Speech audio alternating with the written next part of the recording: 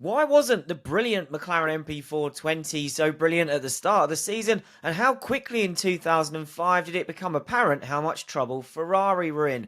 We're going to get into all of those topics and much more here on the latest Bring Back V10s Debrief with me, Glenn Freeman, where we're looking back on our Australia 2005 episode of Bring Back V10s from season 12. So let's crack straight on. And we're going to start with McLaren, who were pretty anonymous this weekend. And that's picked up in Ansi Rulamo's comment. Ansi says, McLaren wasn't mentioned much in this episode. What went wrong for them?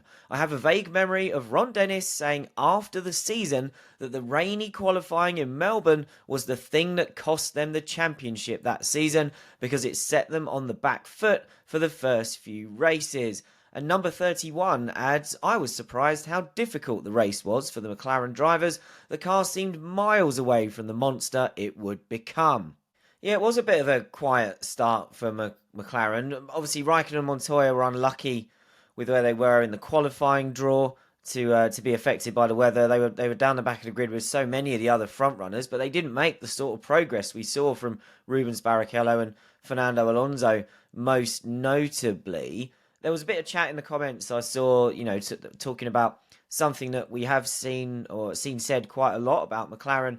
Just at the start of the season, the car was actually too gentle on its tyres. Remember, in 2005, we had no tyre changes during the season. So a lot of the teams went in going, how can we look after the tyres for a race distance? McLaren potentially took that too far, which meant they couldn't fire the tyres up for a qualifying run and early in the race. But it was there was a little bit more to it than that. Adrian Newey has said that primarily they knew the car was mega fast even in testing, but they struggled initially to get it into the right setup window. So it took the first few races of the season for them to nail the setup, and when they did, suddenly the car came alive and Raikkonen could qualify it near the front before he was taking engine change penalties. So there was a little bit more to it, and I think because they weren't in that setup window in this race, they didn't make the progress that some of the other drivers who got mired in the back half of the field were able to make. And there was also the point that we mentioned in the episode that everybody was a bit scared of trying to make the tyres last a race distance, but also the fact that your engines now had to last 2 weekends. We talked about Martin Brundle's comment where he was a bit unimpressed to see, I think it was Schumacher and Raikkonen maybe, kind of cruising around early in the race, not looking like they were trying to take the big sort of risks you'd expect from guys at the front, guys who should be at the front when they've qualified down the back. So I think it was that kind of it was something we weren't used to in the refueling era, drivers not going flat out the whole time. That idea that you might kind of bed yourself in, which is what it felt like they were doing, you'd almost be more used to that today. But yeah, there were plenty of things we could have said about McLaren. This just ended up being quite a busy episode, so it was hard to fit it all in. But yeah, it didn't take them too long to unlock the performance. It was in there. McLaren knew from testing this was a really good car. I joked about Michael Schumacher constantly saying that he thought Mercedes were going to be one of the leading teams from testing. So people were aware this was a good car. The MP420 fixed a lot of the compromises that were on the MP419B. So Adrian Newey had got his way in early 2004 and been able to update what was effectively the failed 2003 car. But there were certain limitations they couldn't do anything about. They had fixed those for 2005. So it wasn't car updates really that allowed them to unlock the performance over the races that followed. It was purely just working to get a car that maybe had a slightly narrow setup window, but once you got it, as 31 said in your comment, it was a monster of a car. On the point about Ron Dennis saying that this rainy qualifying maybe cost them the championship, I don't see that. There were points dropped in the races that followed. There were loads of points dropped thanks to unreliability, particularly on the engine side, and the amount of times Raikkonen had to come back from lowly grid positions when he'd taken grid penalties.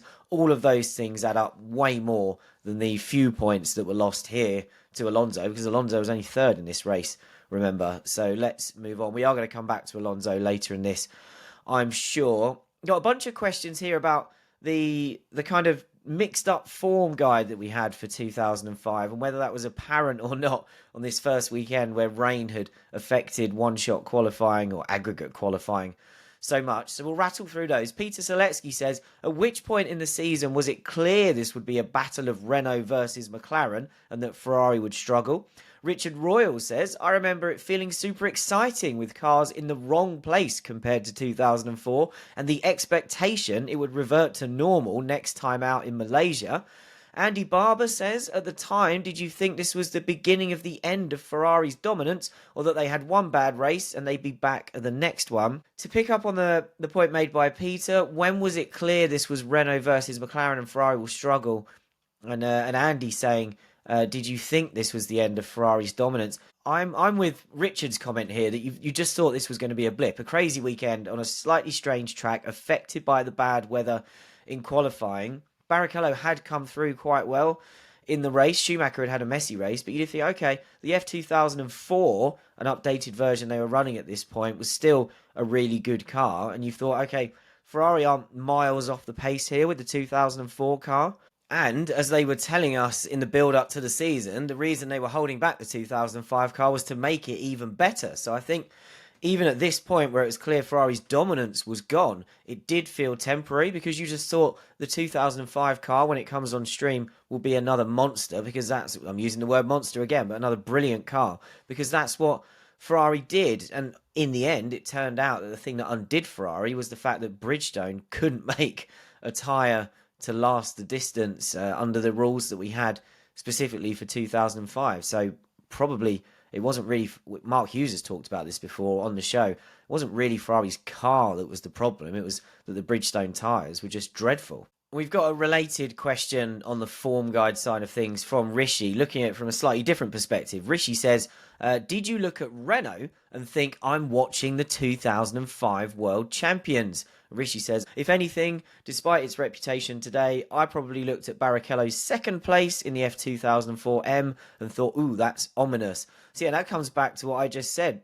Ferrari with its old car getting a podium with Barrichello, who'd qualified in the middle of the pack. You didn't think, there was no way you could tell Ferrari were in for a terrible season. Renault and McLaren had looked the best in testing. I've spoken to journalists who were covering F1 at the time, and they said that Renault's brilliant pace wasn't as obvious in testing, and that Renault, maybe McLaren showed a bit more pace, but Renault actually were running quite heavy for most of testing in a time where you couldn't do as much because you had smaller fuel tanks because we were still in refueling. It's not like today where there can be a almost 100 kilo swing in the amount of fuel you've got in the car. It wasn't like that back then, but Renault just did all of their race running on quite full tanks and they were very happy with what they were doing. So they weren't standing out. You knew that they'd taken a step forward from where they'd been in 2004, but prior to Australia, you couldn't have perhaps known just how good that car was going to be. So yeah, even though Fisichella won this race,